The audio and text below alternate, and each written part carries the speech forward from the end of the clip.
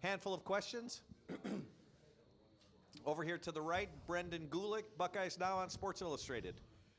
Gee, I guess 2 weeks ago, maybe the output was a little flat at times. Not an effort thing, but just in general, maybe wasn't the greatest game. Last week, you have a really emotional win.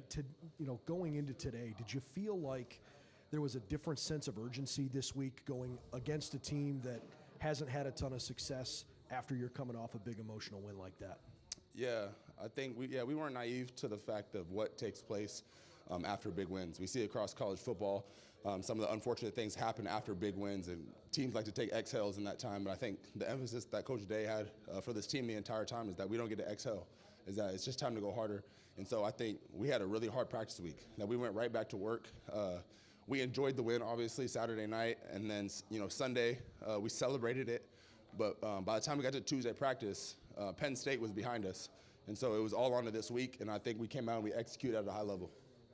Over to the left, Doug Lesmerises, Kings of the North. Gee, could you just take us through your touchdown a little bit, what you're trying to do there to get caught up and then leak out a little bit late? It looked like it worked perfectly.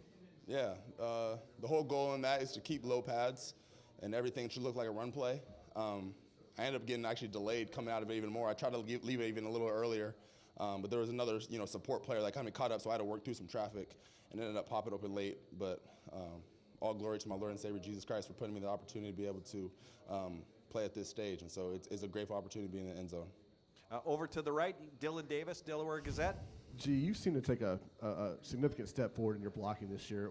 What does it look like behind the scenes? What are the things that you do to take that kind of step into, as a blocker that we don't get to see? Yeah, there's a lot of things that go into blocking, but I think ultimately it comes down to, one, your technique, and that takes years of development, but secondly, and second most and equally as important is a mindset. It's very similar to rebounding the basketball on the basketball court. It's a choice, and I think having the servant leadership that I believe that I've been able to develop in my time here at Ohio State.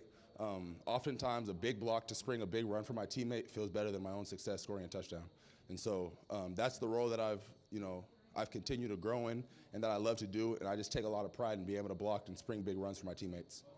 All right, folks, we need to start to wrap up with Jeremiah Smith over in the back. And over here to the right, we've got Stefan Kreisnig from Cleveland.com. We've seen, Caden Curry play a big role in special teams, even if it necessarily hasn't been a huge play. What's it like on the sideline when, the special teams comes through like that and sets you guys up? You said with Caden Curry doing that? Yeah, man, it's good, man. Anytime that you're able to see fruits of all the labor that you put in. That's something that we work repeatedly. I think sometimes when you guys see it on Saturday, it might look like it's just like, oh, that was a good play. That was great that happened. But man, we're able to see the behind the scenes and how much work that went into that.